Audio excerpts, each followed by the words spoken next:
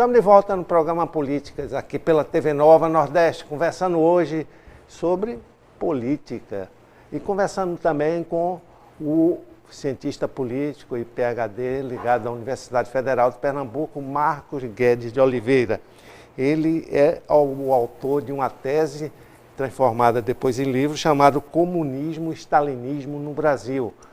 Ele estuda exatamente a influência do ditador soviético Joseph Stalin e do seu staff, o Comintern, né, em relação aos destinos do Partido Comunista Brasileiro. Durante muitos anos, o Partido Comunista Brasileiro se negou a confirmar que havia essa influência russa nos destinos dos comunistas. E isso, de algum modo, até afastaram os comunistas locais do que acontecia no país, né? A gente pode dizer que esse afastamento teve esse isolamento dos comunistas em relação à sociedade foi devido diretamente a essa questão da determinações de Stalin em manter um partido comunista apegado a Moscou. Veja, no início da Revolução Soviética, todos os comunistas entendiam que o objetivo era criar um partido comunista mundial, né? Mas a partir do momento que Stalin chegou ao poder, ficou claro que o movimento comunista que foi montado para fazer uma revolução mundial, ele iria servir aos interesses de Stalin, a manter a sociedade russa, ou o poder russo, no poder. Não é? Porque a partir dos anos 30, os desafios que eles enfrentaram, não só do lado da Alemanha, mas com guerras na região asiática, com a China e com o Japão, foram enormes. E quer dizer, a manutenção da ideia anterior de que nós somos parte do movimento comunista mundial nesse momento fez com que se colocasse em primeiro lugar os interesses da União Soviética, que necessariamente não eram os interesses da classe trabalhadora em outros países. Eu acho que um caso claro, que foi estudado já por muitos historiadores e economistas no Brasil, foi o período de 45, 46, onde o Partido Comunista no Brasil e em todo o mundo, eles foram contra a greve, porque Stalin que estava insistindo e queria manter a aliança com os Estados Unidos e com a Inglaterra, que foi estabelecida num período de guerra, e estava num momento de uma situação extremamente fragilizada, que os Estados Unidos tinham a bomba nuclear, tinha um potencial econômico enorme, e não queria abrir a sociedade, a sua influência, a região sob sua influência, a própria União Soviética, abrir para uma direção de um regime mais democrático. Quer dizer, ele queria manter o poder e, para isso, o movimento comunista em todo o mundo se ligou à guerra contra a arma nuclear, pela paz mundial, que era uma coisa positiva, mas da maneira que foi feita muito voltada para os interesses da União Soviética. E também se posicionou contra as greves operárias em todo o mundo. E no Brasil isso foi terrível.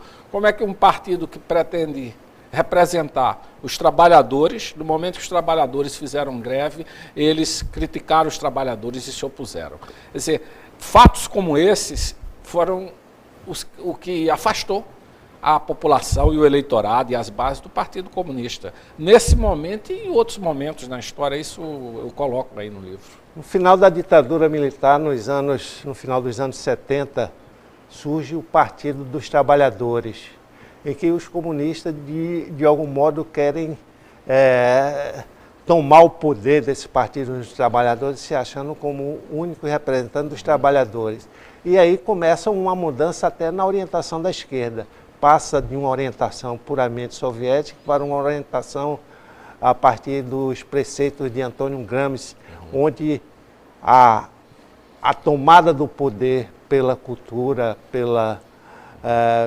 pelo comportamento da sociedade, fica sendo mais importante do que a tomada do poder via militar, como pensavam os comunistas e os tenentistas de Prestes, era uma coisa muito importante. Como é que você viu essa transição? Os comunistas se diluindo na política local e um partido dos trabalhadores, um partido de esquerda, surgindo, mas com uma influência muito rala dos comunistas. Eu acho que esse é um momento importante. Quem olhar a literatura, os jornais da época, vai ver como os partidos comunistas, não só um, mas todos os partidos comunistas se colocavam com uma arrogância superior. Nós somos o Partido dos Trabalhadores, por que é que vocês estão organizando um partido de trabalhadores? Porque o Partido dos Trabalhadores somos nós, que temos a verdade, não é? E o país viveu naquele período anos de tensão, porque o PT, foi um partido que ascendeu extremamente ligado ao movimento operário, não é? Que não tinha nenhuma amarração, nenhuma dependência ideológica com A, B ou C, em princípio, não é? E que, num determinado momento, esses partidos comunistas entenderam que eles não podiam combater o PT. Na verdade, eles teriam que se aliar e apoiar o PT. Se você olhar alguns anos depois, você vai ver que muitos desses partidos começaram a aderir ao PT, não é? E fazer parte do PT. E, de certa forma, esse momento marcou um pouco o fim dessa história stalinista da esquerda brasileira, né? Mas ainda continua em pequenos grupos e pequenos partidos esse saudosismo de que o mundo soviético ele vai ressurgir e que o Brasil um dia pode se tornar um regime, um Estado comunista, como a União Soviética foi há 100 anos atrás. O que você acha disso? É possível? Eu acho que não, eu acho que há uma dinâmica histórica. Imagine hoje você entrevistar aqui um grupo de liberais que quer recriar a Revolução Francesa no Brasil. Seria maravilhoso, não é? Porque a Revolução Francesa se lutou por direitos, igualdade, etc. Mas a Revolução Francesa foi um momento na história, a Revolução Russa foi um momento na história. Primeiro, nossa história tem uma trajetória diferente. Não é? E segundo, nós vivemos hoje dentro de um contexto econômico e político em que a globalização, as redes sociais trazem novos mecanismos, novas questões e nos coloca frente a uma nova realidade. Eu acho que é possível continuar e é necessário continuar lutando por uma sociedade saudável, igualitária, democrática, mas essas lutas, elas exigem novas percepções, novos mecanismos e novas atitudes. Eu acho que é isso uma das coisas que falta hoje no Brasil e no mundo. Eu acho que parte da crise que nós vivemos é que nós queremos resolver problemas do século XXI com soluções do século XIX e do século XX. Exato. O curioso é que os partidos onde o socialismo prosperou de uma forma autoritária ou não, tiveram muitos problemas econômicos e onde havia uma política de mercado na Europa Ocidental e em vários países americanos, houve um crescimento social. Não é? Voltando à questão do Partido Comunista dos Estados Unidos americano, no pós-guerra, o próprio presidente do partido, o Boyer, né? Ele chega a um certo ponto em que ele não pode mais nem concordar com o Estado, nem concordar com os Estados Unidos, porque ele apostou tanto numa aliança e não havia aliança nenhuma, né? Quer dizer, os Estados Unidos iam para um caminho, a União Soviética ia para outro. Aqui no Brasil, como você disse, as greves foram sublimadas. Haveria algum espaço, além do restaurante Dom Pedro, que pudesse reunir comunistas aqui no Recife? Eu acho que esse conceito ele tem que ser redesenhado. Né? Eu acho que nós vivemos num país de grandes problemas sociais e políticos. O PT, que passou mais de 10 anos no poder, a gente entende que ele não resolveu esses problemas. Não é? Se resolveu alguns deles. E nós sabemos também que para o país se tornar um país poderoso, forte, democrático, livre, a gente tem um caminho grande para prosseguir, não só na área da educação, na área social, mas na área do empreendedorismo também. Não é?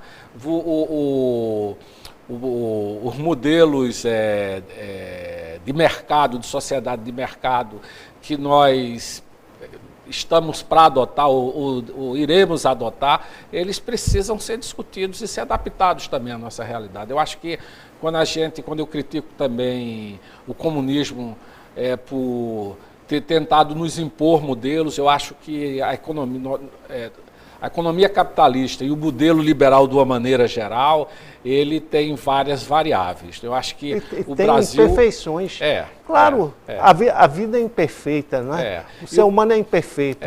E nós brasileiros precisamos ousar discutir essas imperfeições e ver o que é que realmente vai contribuir para a nossa realidade. Não é porque nós somos donos do Brasil e nós somos os atores do nosso futuro. Se a gente ficar preso em modelos e interpretações do século passado, nós corremos o risco de passar mais um século atrasados e com os problemas que nós temos aí hoje, não só na área social, na área educacional e na área da economia também. Por isso que vale a pena conhecer o livro do Marcos Guedes de Oliveira, O Comunismo e Stalinismo no Brasil. Isso reflete muito o que foi a história do Brasil durante esse período do século XX. Marcos, muito obrigado pela sua presença aqui no nosso programa. O prazer é todo meu. E certo que está convidado para outras ocasiões conversar sobre temas tão interessantes quanto esse. Muito obrigado. E ao telespectador, até o próximo programa.